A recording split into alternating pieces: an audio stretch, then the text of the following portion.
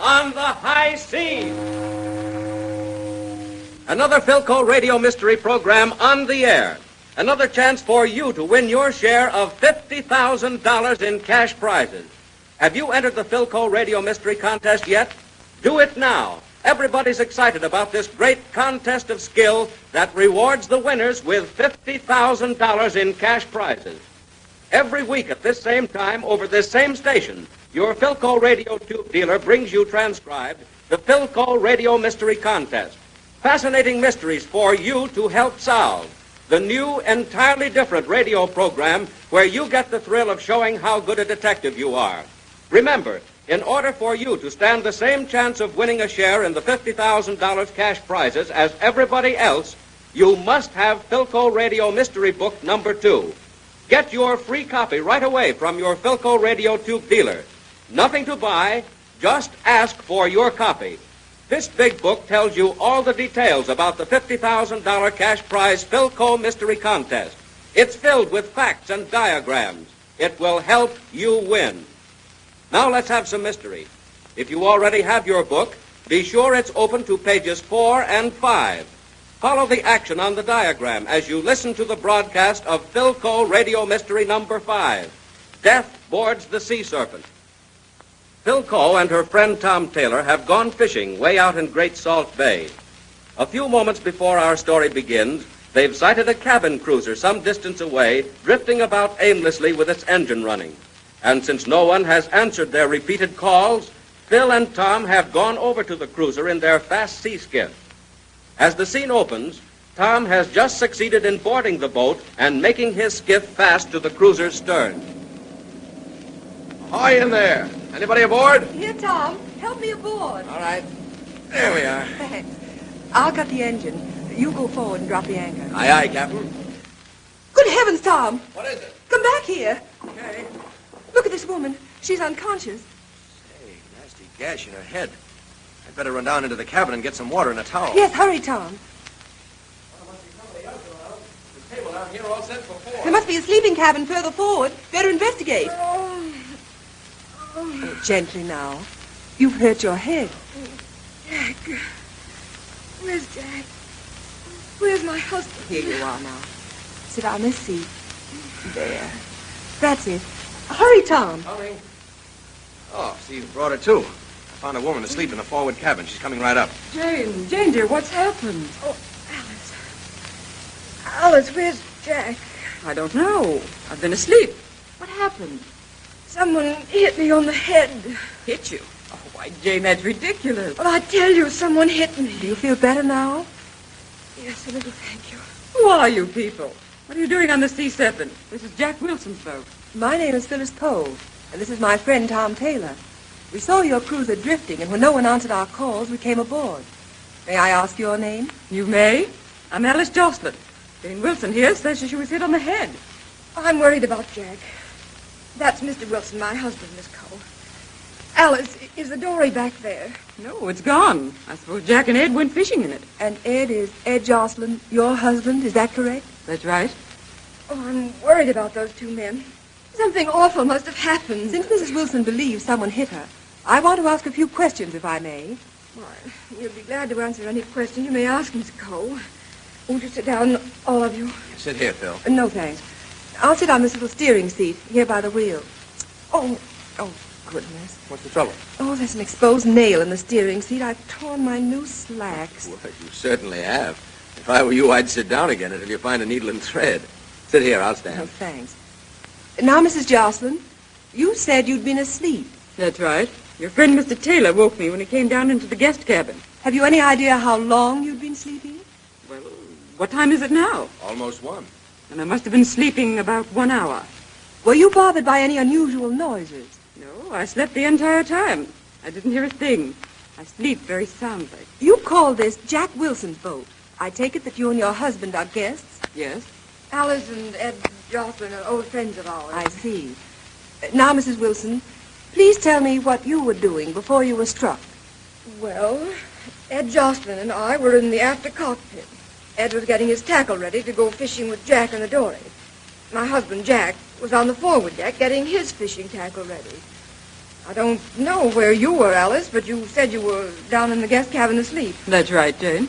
Well, about 12:30, I went below to give some last-minute instructions about luncheon. I thought I heard Alice call Ed from up on the forward deck, but I couldn't be sure because Noggy had the radio on so loud. To whom did you give instructions about luncheon? To Noggy. Who is Nagi? The Wilson's Japanese steward. Of course, Jane, that explains everything. It was Nagi that hit you. You had trouble with him last night, you know, about our dinner. Yes, perhaps it was Noggy. Well, anyway, I gave instructions to Noggy, and then I came back up here. Just as I was stepping out to the after cockpit, I was struck on the head. Where is Nagi now? Better go look for him, Tom. Right away. Oh, Alice, I'm so worried about Jack. And Ed, too. I'm sure something has happened to them. Oh, Jane, they often go out fishing in the dory when they're going to do any chumming. But they never go out of sight of the cruiser. And besides, they never go away and leave the engine running. Oh, I know something awful has happened. I know it. I just know. Mrs. Wilson, why don't you go into the cabin and lie down? Thank you. I will. You'd better stay here and help Alice watch for the men. Call me if you see them coming. I will, Mrs. Wilson. Poor Jane, she's so excitable. Yes, she is. I think she'd better be taken into port for medical attention. Can you handle the cruiser, Mrs. Jocelyn? Oh, good heavens, no. I wouldn't know one of these levers from another. Besides Ed and Jack, and Nagi is the only other one who can run this boat. All right, come along now. We're not going to hurt you, but Sir, Nagi no have done anything? Why, it's Nagi. Where did you find him? in the rope locker up under the forward deck. He was hiding in there. Yes, sir. You bet. Nagi Oh, hide. just a minute, Nagi. Why did you hide in the rope locker? I come out, say luncheon, sir, if please, and see Missy Wilson out flat, blood all overhead. Nagi very much scared. Go and hide in locker till another sir come pull him out. Tell me, Nagi, while you were preparing luncheon, did you hear any unusual sounds? Any noise at all out here on deck? No. Phyl Coe radio, she play too loud. It play all time while I get lunch. Nagi like keep radio loud. Make everything more happy. You certainly were playing it loud, Nagi. What do you mean, Mrs. Jocelyn? He had it turned on full volume. I dare say he had a purpose in keeping it so loud. Nagi, why did you hit Mrs. Wilson? I no hit nobody. What you mean, Mr. Jocelyn? Let's not be hasty, Mrs. Jocelyn. After all, we don't know that Nagi did hit Mrs. Wilson. Well, if you're going to defend that steward, I'm not going to stay here another minute. You'll find me in the guest cabin. Don't mind Mrs. Jocelyn when she fly off handle. She very nice sometimes. Apparently, this isn't one of her times. Nagi, you said you ran forward to the rope locker. Did you see or meet anyone on your way? Oh, no, nobody. I don't want to embarrass you, Phil, but perhaps Nagi can bring you a needle and thread. Oh, sure. Nagi have plenty needle, plenty thread for sewing. Oh, I didn't realize it was as bad as that. Nagi, I tore my slacks on that nail there in the steering seat. Oh, Nagi forget the hammer nail in. Yesterday, Missy Jocelyn get big tear too. She run big boat while men out in little boat fishing. Oh, Nagi, how's forgetting the needle and thread, huh? Oi! Sea serpents! Say, here comes the Coast Guard. Who is it? Is it Ed? I don't know yet, Mrs. Jocelyn. Oh, Alice, maybe they have bad news about Jack. Oh, This line, will you? Right. Let her come. That's it. I got it. I'm coming aboard. Okay, jump over. oh, they're towing our dory. Oh, where's my husband? What's happened? Oh, just a minute, lady. We're coming to that. Captain Brent, Coast Guard. I've been looking for this cruiser. Captain Brent, I'm Phyl Coe. Oh, afternoon, ma'am. I've heard a lot about you. This is my friend Tom Taylor. These ladies are Mrs. Wilson and Mrs. Jocelyn. Jocelyn, eh? Boy, send Mr. Jocelyn over. Right, Captain. Alice, something terrible has happened. What do you mean, Ed? Where's Jack? Okay, Mr. Jocelyn. I'll tell them your story. We were fishing. Jack upset the dory. Ed. 1 minute, Is it- Jane. is Jack- 1 minute. I righted the boat and dove for him, but it was no use. Captain Brett picked me up, and then we found Jack's body floating on the water. Tom, you'd better take Mrs. Wilson inside. Nagi will help too, sir. Oh, you stay here, Nagi. I can do it. Poor Jane. Her husband drowned. Oh, why, it's horrible. He wasn't drowned, Mrs. Jocelyn. He was murdered. Murdered? Yes. He was dead before he was dumped into the water. His skull was bashed in with a bottle. We found pieces of glass in the wound. It's my guess that Mr. Jocelyn did the job. Then rode him out and dumped him. No use of my lying, Captain Brent. You're right. I did it. Oh, Ed. Ed. All right, come along, Jocelyn. We're taking you ashore. One moment, Captain Brent. Yes, Miss Cole? Mr. Jocelyn didn't kill Mr. Wilson. Mrs. Jocelyn is the one you want. Well, that's preposterous. I've given my confession. Yes, Mr. Jocelyn. But your wife, Alice, has already given hers, although she hasn't meant to. Oh, Ed, help me. I'll do all I can, Alice, darling. All I can. Don't you want to tell the whole truth now, Mrs. Jocelyn? Yes. Yes. This is the truth. Jack Wilson and I were sitting on the forward deck. He was mending his fishing tackle. Jane Wilson and Ed were in the after cockpit. Ed was getting his tackle ready to go fishing in the dory. Go on. For the past year, I'd been borrowing money from Jack Wilson and hadn't been able to pay it back. This morning, he threatened to tell my husband about it.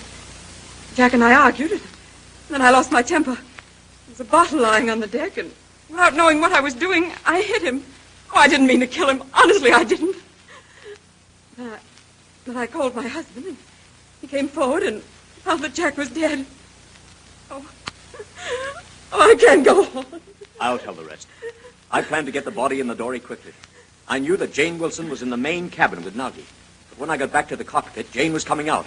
I had to hit her so she wouldn't see me with Jack's body. Then I shoved her back into the control cabin. I told Alice to start the engine and run the cruiser into Baytown with Jane. I was going to take Jane to a doctor and say that she'd fallen while the men were out fishing. I ran about a mile, and I saw your boat and lost my head and went below and made believe I was sleeping. And the rest we know. Darling, if you'd only told me about the money you borrowed, I'd have paid him back. No, Ed. You couldn't have. It was way too much. Oh, Ed. Ed, what will they do to me?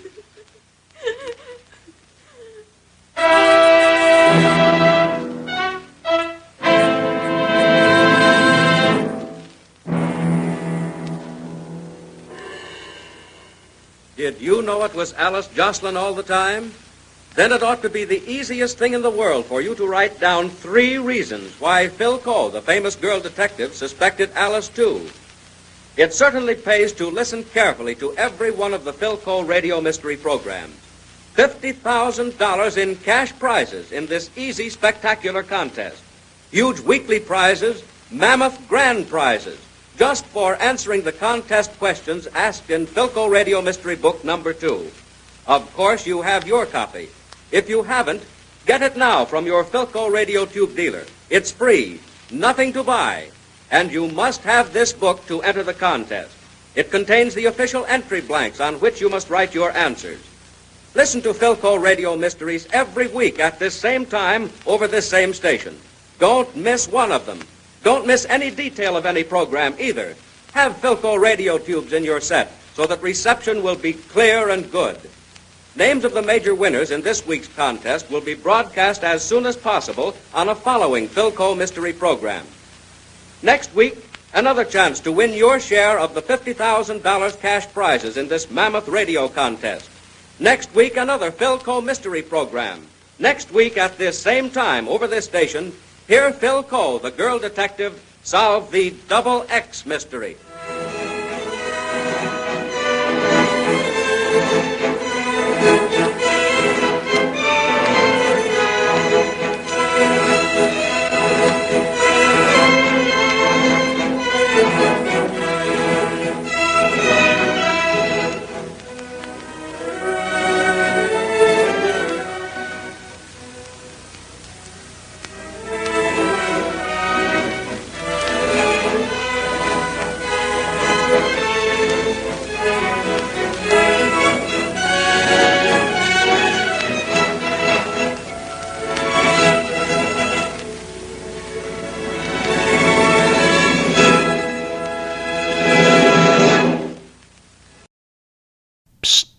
Hey, you.